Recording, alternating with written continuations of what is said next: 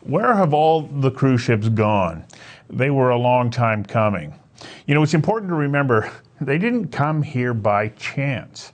In the 1980s, the Honourable Grace McCarthy set her sights on building a sustainable tourism business, and she knew the growing Alaska cruise ship industry was a perfect fit. She worked with the feds and built Canada Place in Vancouver, not just as a convention centre, but also as a world-class cruise ship terminal that would bring millions of passengers and their money to British Columbia. In the 1990s, the focus expanded to include rebuilding Ballantyne Pier and to include Victoria, and it worked brilliantly.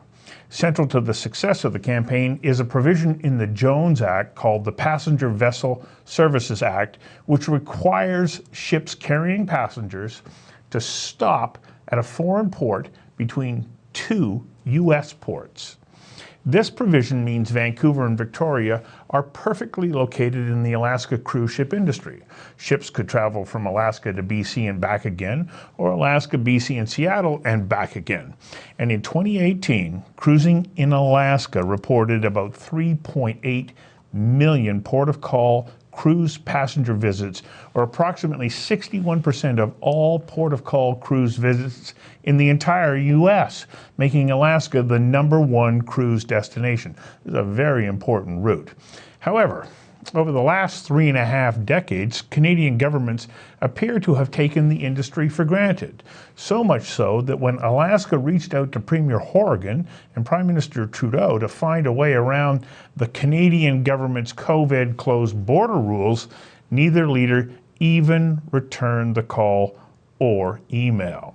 So, rather than sit by and do nothing, Senator Mike Lee of Utah introduced 3 bills to repeal the PVSA entirely, saying it is blatantly Canada first and it needs to go.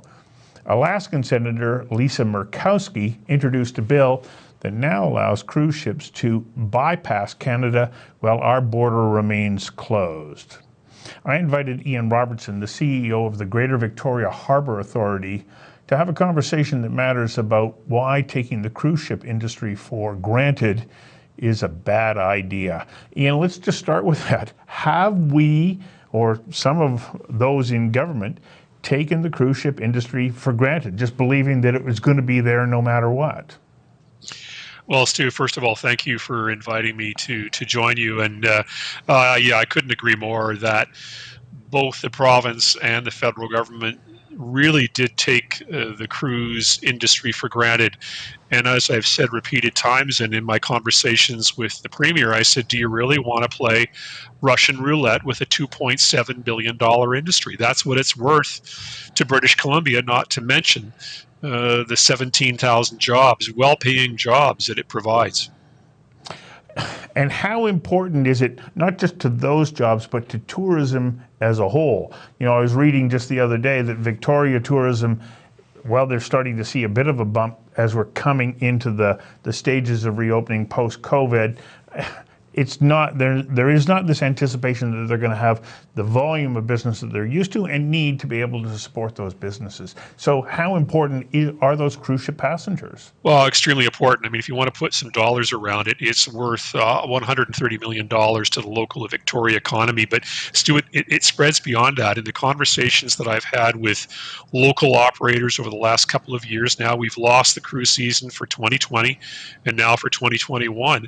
They're seeing a significant downturn in their business, and that it's interesting that the visitor economy here in Victoria allows businesses to remain open that Victoria residents enjoy, and I think that's what they're beginning to see with some of these businesses closing down.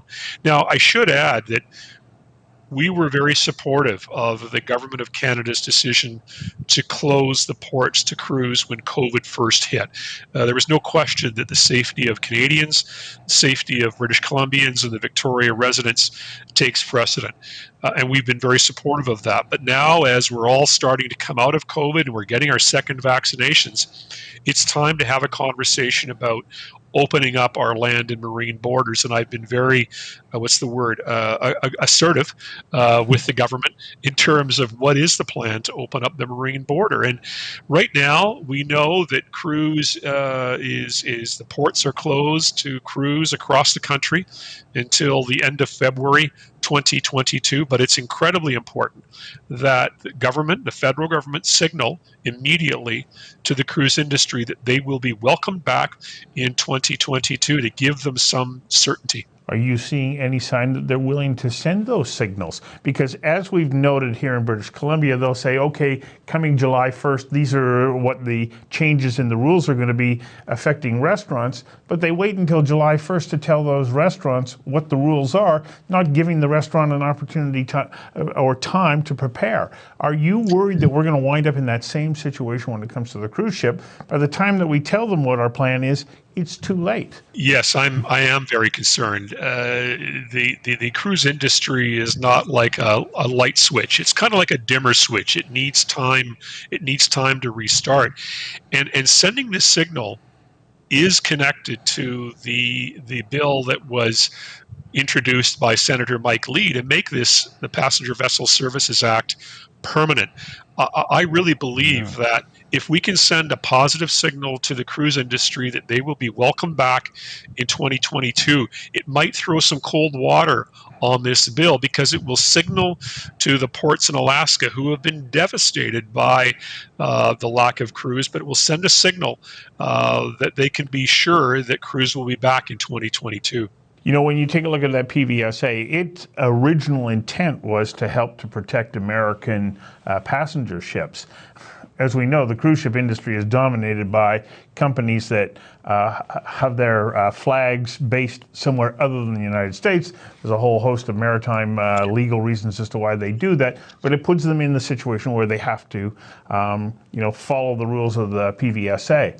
What we're looking at right now, and as you point out, if we don't send that signal early, you're right. It absolutely gives the Americans the kind of, impetus that they need to be able to argue that the act is, or that provision is, out of date. Yes, absolutely. And we talk about, how the cruise industry needs time to prepare. I was talking with one cruise line executive, and as we know, these cruise ships are very mobile. They'll spend winters down in the Caribbean and Mexico, over in Australia, Europe, and then in the summer season, they'll move them into the Alaska, the Pacific Northwest. And one executive was telling me that a decision can cost them millions of dollars. It's over $1.5 million that a cruise line has to pay for a ship just to go through the Panama Canal. So you can imagine the timing that's required, the forethought, the planning that needs to go in to give them some certainty is expensive. And so it is really important that the government send this signal that the cruise ships will be welcomed back in 2022. I think there's no risk to the government announcing that now, because certainly, as we're seeing, the cruise lines are starting up operations in Europe and in the Caribbean, and they've been operating quite safely. Yes, there have been some outbreaks on board, but it's limited to 2 or 3 passengers, and all the protocols are working. And I think we have to understand that there are going to be continued outbreaks of COVID, whether it's at a resort, at a hotel, and even on a cruise ship. But from what I've seen, the cruise lines are really taking positive steps to ensure that passengers are safe, and in turn, safe at the ports that they call on. Well, I think that you made an interesting point there, saying that in some resorts, on some ships, and in many other sectors of society, there are still going to be incidents of COVID. COVID isn't going away. The fact that we're vaccinated does not make us immune. COVID will still be around, but what remains to be, what remains true is that the entire world has ramped up protocols to limit the spread. And I think that we're collectively working towards saying, let's do everything that we can to contain this without killing the industries that are the backbone of our economies. And this is the tough rub. We have to be aware of the fact that you restrict or make it impossible for an organization to be able to deliver that service, it's going to go away. And then the jobs that are affected are remarkable. That's right. And I think the other point to make here, Stu, is that while Victoria is a port of call, Vancouver is what we call a home port, like Seattle, where the passengers begin and end their journey. And some people have said, well, Vancouver is a little insulated because they're a home port. Well, I would say be careful, because Seattle has been very aggressive. They've got space down at their waterfront. They've already been talking about adding a fourth berth, a fourth terminal down in Seattle. And all it would take is for the cruise lines to, again, get a sense that British Columbia and Canada doesn't care about the industry. All it would take is for the cruise lines to strike a partnership with the Port of Seattle, and before you know it, additional berths are built, and it would make Vancouver obsolete. We've already got the challenge in Vancouver that the larger ships that are being deployed into the Pacific Northwest are taller. They can't fit under the Lions Gate Bridge, only at a very, very low tide. And they've also got some challenges getting under the line, the hydro lines in the Seymour Narrows. So, we got to be careful that we just can't look at this as a port of call challenge for ports like Victoria and Nanaimo and Prince Rupert. I would say that Vancouver has to watch this very carefully, and in turn, the province and the federal government. How important are Victoria and Vancouver within these routes for these cruise ship lines? Would they come here if it weren't for this provision? Or does it just happen to work out well that coming here is a nice addition for them to stop in here? But if they didn't have to come here, would they really? Well, I'll speak to Victoria, and then I'll speculate about Vancouver. For Victoria, we are a happy surprise when visitors come here. A lot of the visitors or passengers will choose their trip out of Seattle because it's a lot easier to fly into SeaTac from Austin, Texas, or Miami, Florida, than it is to go into Vancouver. So, airlift into Seattle plays a big role, and then secondly, visiting Alaska, visiting that state is on the bucket list of almost every American. So it is about Alaska, and that's why they choose the trip. And we know that, and we know that we are a happy surprise. But when the visitors come here, they rave about the beauty, about what there is to do here in Victoria, and for a lot of them, it is a highlight. With Vancouver, it plays an important role because it is a beautiful city. I'm from Vancouver. It's a beautiful city, and it plays a role in being a home port where the passengers can begin and end their journey, and a bit of a different experience traveling out of Vancouver up the Inside Passage versus Seattle. But as I've said, we can't take this industry for granted, and I think we need to see that signal to the industry that they will be welcomed back in 2022. You have spoken to executives with a number of the cruise ship lines. What are they telling you about their level of concern about the fact that we don't have the signals that say, okay, here's how you can plan? And then what does that do to them? They're telling you what their concerns are. Yeah. Can you share that with us? Well, there was one conversation I had with a cruise line executive after the PVSA, the temporary waiver, was granted, allowing the ships to sail between Seattle and Alaska. And what he said to me was that he said, Ian, this temporary waiver, you can't take the temporary part of it for granted, because this has gone through Congress, because it's gone through Senate, a lot more eyes are on this waiver, and people are questioning, does it really protect American jobs in the industry, or really does it favor Canada? So that's my concern, that while Senator Lee, this has been, I think, the third time that he's tried to tackle the issue of the Jones Act and the PVSA waiver, boy, this time it might get a few more legs and a few more eyeballs on it this time. So that's why I'm concerned. And there's a lot of technical aspects to the PVSA waiver that people say, well, it won't pass. But We all said that 3 or 4 months ago when we said this temporary waiver wouldn't pass, and look where we are. And I don't think we've ever been at a point where the industry has been in more uncertainty and more jeopardy. And what the cruise lines are asking us for, they're saying, we need a signal from your government that cruise will be welcomed back in 2022, because we are beginning to plan our 2022 schedule. And so it's incredibly important that that signal be sent to the industry that they will be welcomed back in Canadian waters in 2022. You know, Ian, one of the other things that I have heard, and I don't know whether or not you can confirm this, is these ships aren't just sitting around waiting, and in addition to that, during COVID, far more ships were decommissioned than maybe we're aware of. So it's not like there is an abundance of ships that are available to fill a void should there be this quick turnaround or last minute. Are you hearing that there are fewer ships on the water now? Well, as we're speaking and the industry begins to ramp up, yes, there are fewer ships, but I know that through the last number of years, the last 4 or 5 years, the industry has had record new ships being built. So I think it was even if COVID hadn't hit, you would have seen some of these older ships retire. So that wasn't too much of a concern for me, is that, as I said, there were a record number of new ships being built and are being deployed.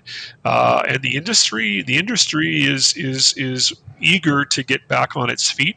As we're talking, more ships are being deployed into Seattle.